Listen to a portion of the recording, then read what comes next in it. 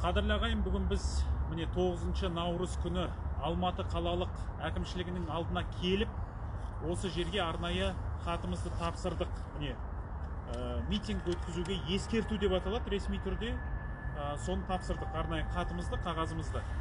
27 наурыз күні сағат 12-де Алматыдағы Шоқан Уәлиханов атындағы алаңда біз митинг өткіземіз. Бұл митингтің негізгі тақырыбы мына Қытай экспансиясына қарсы. Яғни жақында ғана инвестициялар министрлігі Қытай Халық Республикасы Қазақстанның аумағында 56 зауыт салатыны туралы мәлімдеме жасады. Бұл зауыттар 2023 жылдың аяғына дейін салынады дейді. Бізді бұл жерде толғандырып отырған үлкен мәселе мына Қытайдың экономикалық экспансиясы, артынша Қытайдың демографиялық экспансиясы, ол Қазақстанның тәуелсіздігін жоққа шығаруға, біздің елдігімізді жоюға алып келуі мүмкін деген үлкен біздің қауіп қатеріміз бар. Өйткені Қытайдың қазіргі саясатын алып қарайтын болсаңыздар, Африкадағы саясатын алыңыздар, басқа елдердегі саясатын алыңыздар, ол түгелдей экспансионистік, яғни басқыншылық бағыттағы саясат болып бара жатыр. Яғни біріншіден экономикалық жолмен кіреді, экономикалық жолмен сол елдерге ықпалын арттырады, одан кейін демографиялық жолмен мына Қытайдың жұмысшыларына келу арқылы, инженерлеріне келу арқылы, жаппай Қытай азаматтарын сол елдерге кіргізу арқылы бірте-бірте мемлекетті тәуелсіздігінен толыққанда айыруға алып келе жатыр. Ол Африкада Замбия деген мемлекет бар мысалы, түгел 8 миллиард доллар қарыз болып Қытайға, түгелдей қазір тәуелсіздігінен айырылып отыр. Сол сияқты Қазақстанға да үлкен қатер қазір төніп тұр. Осы 56 зауыт ол қандай шарттармен салынып жатыр? Қандай мына келісім арқылы осы жүзеге асқалы жатыр? Ол ақшаны Қазақстан қалай қайтарады? Қанша Қытайдың азаматы кіреді? Оның артында қандай мәселе тұр? Осының барлығына жауап беретін ешкім жоқ. Билік оған ашық жауап беріп отырған жоқ. Барлығы құпия түрде қалып отыр. Сондықтан біз мына Қытайдың қазіргі экспансионистік саясатына түбегейлі өзіміздің қарсылығымызды білдіреміз. Кеше ғана сыртқы істер министрі Қытайдың айтып отыр, біз ешбір елде түрлі түсті төңкеріс жасауға мұрсат бермейміз, рұқсат бермейміз, сол үшін күресеміз дейді. Өткенде ғана былтыр Қытайдың Қазақстандағы елшісі Джан Сяо деген Қазақстанға тіпті әскерін кіргізуге әзір, тек қана осы ешқандай революциялық өзгерістерді біз жүзеге асыртпаймыз деп, еліміздің ішкі ісіне араласуды, ішкі саясатына араласуды қазірден бастап осыған қол салып отыр. Сондықтан біз бұған түбегейлі қарсымыз. Енді қазір үндемей отырған болмайды. Үндемей отырсақ, елдігімізден де айырыламыз, тәуелсіздігімізден де айырыламыз. Енді Қытайдың экспансиясына қарсы, Қытайдың экспансионистік саясатына қарсы, Қытайдың қазіргі жүргізіп отырған саясатына қарсы шықпайтын болсақ, онда біз мына елден де, жерден де, тәуелсіздіктен де барлығынан айырыламыз. Ертең визасыз режим енгізу мүмкін Қытаймен. Визасыз режим енгізу деген сөз, ол Қазақстан Қытайдың бір провинциясына айналады деген сөз. Онда Қазақстан мына Қытайдың бір жүріп тұратын бір дәлізіне айналады деген сөз. Анау Шыңжаңда болып жатқан жағдай Қазақстанға да келмейді дегенді ешкім айта алмайды. Сондықтан үлкен қатер тұр. Енді қазір үндемей отырмаңыздар.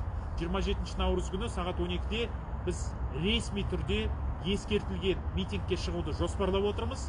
Соған келіңіздер, барынша жиналайық, барынша сол жерде сөзімізді айтайық, барынша үнімізді көтерейік. Тоқаев айтты, ескерту тапсырсын, митинг өткізуге ешкімнің қарсылығы жоқ деп. Сол сөзін сынап көреміз.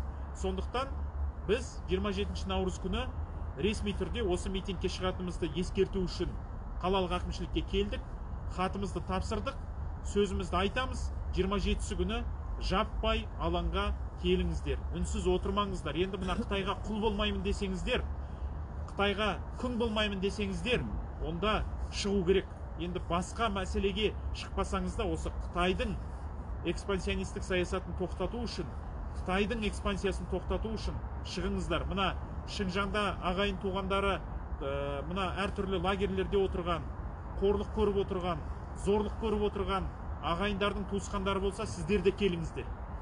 Қазір Қытай консулдығының алдында қаншама апаларымыз тұр, аналарымыз тұр, әйел адамдар тұр. Солардың барлығы келсін. Міндетті түрде сол жерде мәселені көтерейік. Бұқаралық ақпарат құралдары болады, блогерлер болады, тікелей эфир болады. Сөздеріңізді айтыңыздар, үндеріңізді қосыңыздар. Барлық осы мәселені бірге көтерейік. Осы Қытайда болып жатқан геноцидке байланысты да, мына қазіргі жүргізіп отырған саясатына байланысты да, мына салынғалы жатқан 56 зауытына қарсы да. Сондықтан біз бұны ашық түрде, бұл деректер жарияланбай, шарттар ашық түрде жарияланбай, бұл зауыттардың қалай да салынуына біз қарсымыз. Сол үшін мына хатты тапсырдық. Сол үшін біз митингке шығатынымызды ескертеміз. Құрметті азаматтар, мінекей жаңа Жанболат Мамай өзінің пікірін және шақыруын айтып кетті. Бірақ мынандай мәселен ықтимал. Мына үлкен ғимаратты көріп тұрсыздар, бұл қалалық әкімшілік. Мына біздің қарапайым халық, қарапайым ой біздің халықта. Осындай бір завод әкеледі, қояды болды дегендей. Жоқ, сіздер ойлаңыздар, әрбір заводтың астында ол жер, өткен жолы Мамай өзінің несінде айтып кетті, эфирінде. Ал енді ол жер қанша прилегающий, орысша айтқанда, қанша прилегающий территория беретіні Алла біледі. 100 гектар бере ме, 1000 гектар бере ме, ойлаңыздар. Ал бір заводқа жұмысшылар әкеледі. Енді алдында біз әрине алдайды. Бұлар жай үйретуші деп. Ол үйретуші болғаннан кейін ол 3 жыл үйретеді. Ол 3 жылдың ішінде ол кетеме кетпейме екі талай, ол жоқ дегенде 25 жыл осының ішінде жүретіні ол анық. Енді ол осында жүргеннен кейін 25 жылда ылғи бойдақтарды ғана жібереді екен. Онда олар қанша бала туғызуына ықтимал. Аш қарақтай, жан жағынан аш, тек қана қарны ғана аш халық емес бұлар.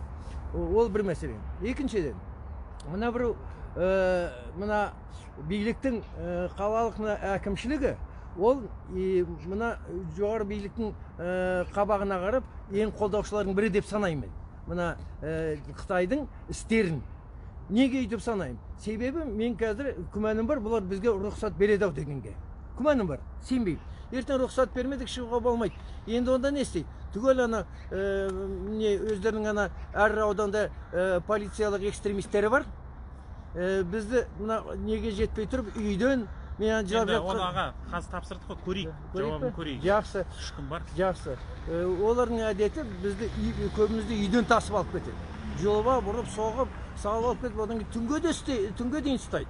Көрдіңіздер ме? Сондай әрекетті әкімшілік, мына әкімшілікке айтып отырмын. Сондайларды сұмдықтарыңды қойсаңыздар. Ұяттарың бар ма, жоқ па? Қара беттік істермен айналыспаңдар. Біз оны ешқашанда ұмытпаймыз. Мен жетім қызым кішкентай, соны көріп жүрген. Ешқашан ұмытпайды. Мен өліп қалсам да ол менің ісімді жалғастырады. Соны біліп отырыңдар, оңбағандар. Дұрыс айтасыз. Ассалаумағалейкум, құрметті халайық, бауырлар. Біз мына 30 жылда мемлекетті басқаратын сөзі түзу, ісі түзу басшыға жарымадық. Елдің байлық дәулетін талан-таражға салды. Енді кезек жерімізге келіп тұр. Мемлекетіміздің тағдыры қазір қиын жағдайда тұр. Билік өкілі 3 жылдың ішінде 56 кәсіпорын саламыз дейді. Осындай мәлімдеме жасаған соң біз қалай қолымыз қусырып, көзімізді жұмып отыра аламыз.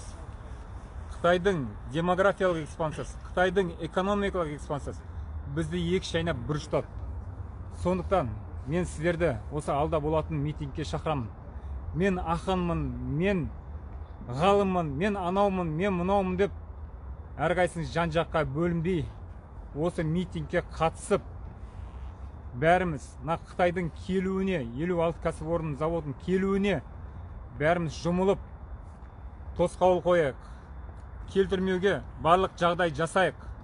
Ертең осы Қытай келетін болса, бүгін Назарбаевтың жүйесі, Назарбаев билігі 30 жылына халықты базардың маңайын жағалат қойса, ертең сендердің ұрпақтарың, сендердің балдарың, сендердің немерелерің солардың заводтарының, солардың фабрикаларының ішінде жүреді. Солардың құлы болып жүреді. Сондықтан барлықтарын қазір бөлімдеңіздер, жиналыңыздар. Мен жеке өзім, мына жерде тұрған адамдар, қандай ұйым болсын, қандай ел болсын, қандай халық болсын, қандай қалаға шақырсын, осы Қытайдың 56 заводы, фабрика салынуға қарсы мен барам, қатсам, өзім ойымды айтам. Сол сияқты сіздерді барлығымыз қазақтар бірігіңдер, жиналайық, қатысайық, бөлінбейік. Рахмет сіздерге. Ал, жақсы.